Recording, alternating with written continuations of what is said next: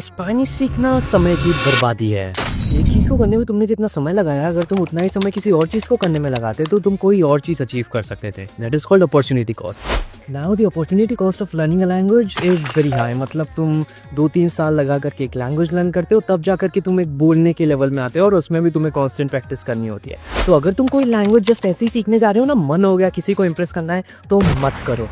और अगर तुम्हें लैंग्वेज सीखनी भी है तो ऐसी लैंग्वेज सीखना जिसके बहुत सारे वेरिएशंस ना हो और उस जगह पर कोई दूसरी लैंग्वेज ऑलरेडी ना बोली जाती हो। मतलब let's just suppose practically speaking तुमने इंडिया में रह करके हिंदी और इंग्लिश के अलावा कोई थर्ड लैंग्वेज सीखी। इट्स गुड, तुम डाइवर्सिटी बढ़ा रहे हो, पर क्या तुम्हें उसका उतना रिटर्न ऑन इन्वेस्टमेंट मिलेगा? स्पेनिश सीखने का ज़्यादा फायदा इसलिए नहीं होता क्योंकि ज़्यादातर स्पेनिश स्पीकिंग कंट्रीज में इंग्लिश ऑलरेडी बोली जाती है। तो तुम्हें कोई ऐसी लैंग्वेज चूज करनी है जहाँ पर इंग्लिश ऑलरेडी प्रेवलेंट ना हो। Let's say Japanese, Russian, mandarin और व्हाटएवर। पर उसमें दिक्कत ऐसी आ जाती है कि तुम्हें वो लैंग्वेज उसमें भी चूज करनी है जिसके बहुत ज़्यादा वेरिएशंस ना हो।